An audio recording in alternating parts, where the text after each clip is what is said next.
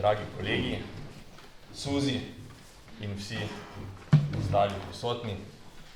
V glavnem res se strinjam s predhodno ugotovitvijo, da je tukaj danes zastopana Cvirnova Šovač. Tudi s tem strinjam, da njemu ta izraz ne bi bil povšeč. Moj prispevek bo takšen, kakršen bi bil Janezu po mojem najbolj všeč. Bom res kratek. Ta fraza bom kratek, to je ena najbolj pogosto izrečenih fraz danes v državnem zboru, v parlamentu. Pa upam trditi, da v politiki nasploh. Od moderne organizacije države, od druge polovice 19. stoletja naprej, ko postane čas vedno bolj dragocena dobrina, ko je treba let racionalnega in učinkovitega upravljanja z državo biti čim hitrejši, se vsi trudijo biti kratki, na deklaratorni ravni. Praksa med tem, kar je zapisano v programih, zavezah, deklaracijah in velikokrat bizarno in brutalno politično prakso, pa je seveda ogromna. In po tem gromozanskem breznu je, po mojem, Janez Cvirn videl to, kar danes vidijo kolegi fiziki v velikem hadronskem trkalniku v švicarskem CERN-u.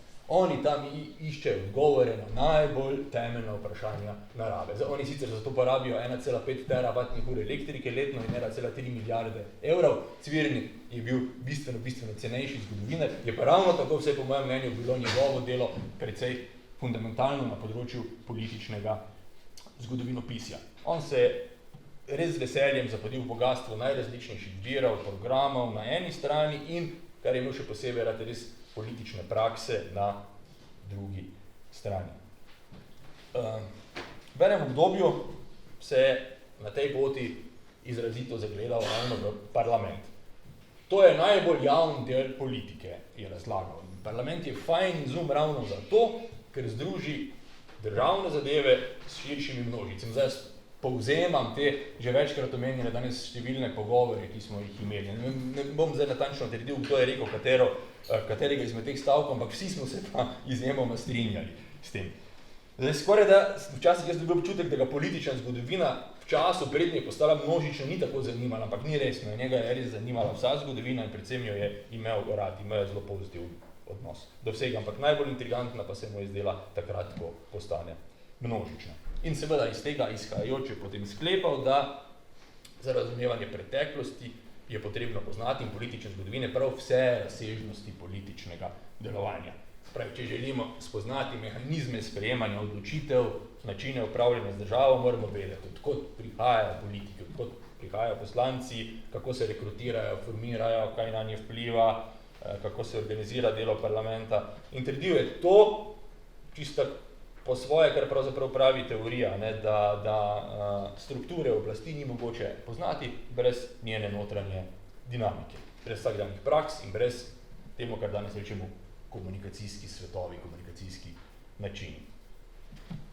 Se pravi, izhajajo iz tega, da pot do odločitev, ki vplivajo na vse nas, ki je formalno zelo začrtana v zakonodajnih postopkih, je dejansko zelo drugačna, oziroma kako do njih pravzaprav pride, je ključno razumeti. Danes bi rekli, da je na njega ključno vplival cultural turn v zgodovinopisju.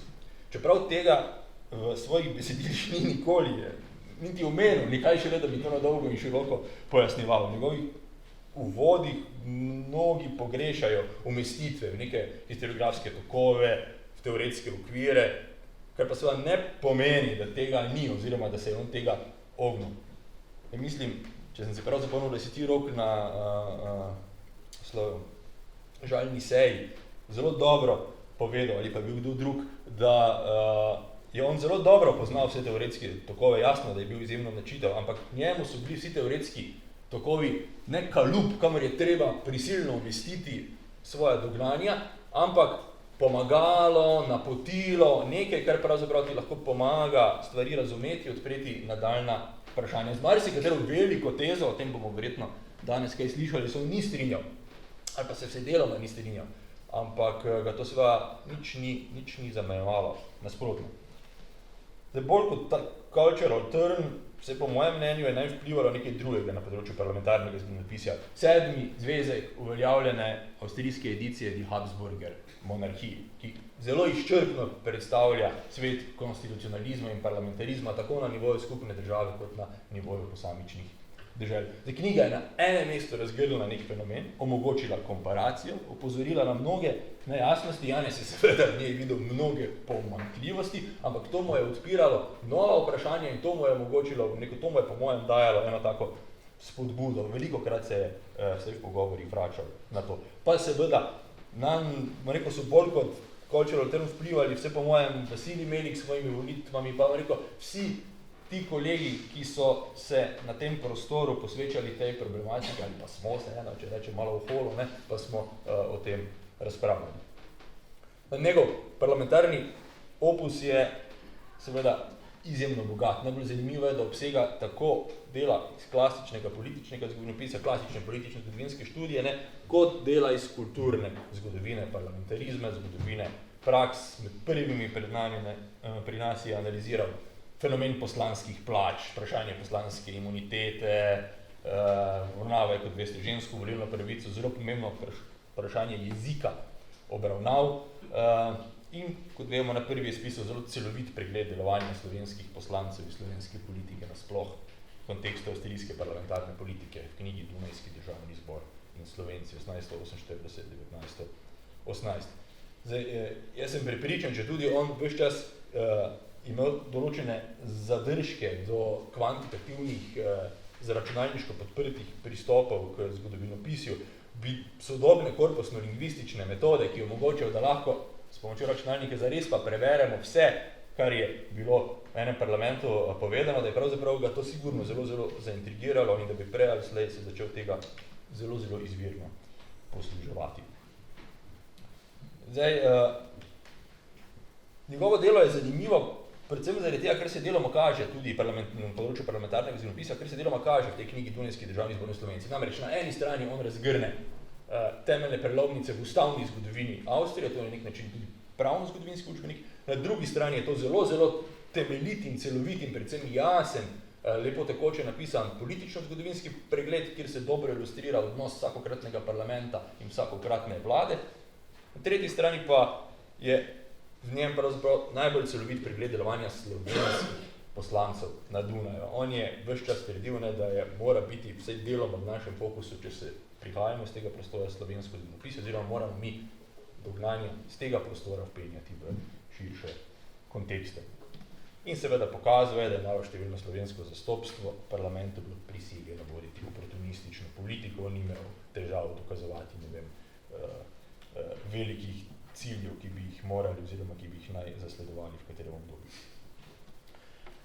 Zdaj, vse po mojem ena izmed bolj temeljnih ugotovitev oziroma ponazoritev te knjige spoznanje, da monarhija ni razpadla zaradi domnevno nezadostne ali pa prepozne politične demokratizacije in da je bilo pravzaprav na področju delovanja parlamenta vse narobe.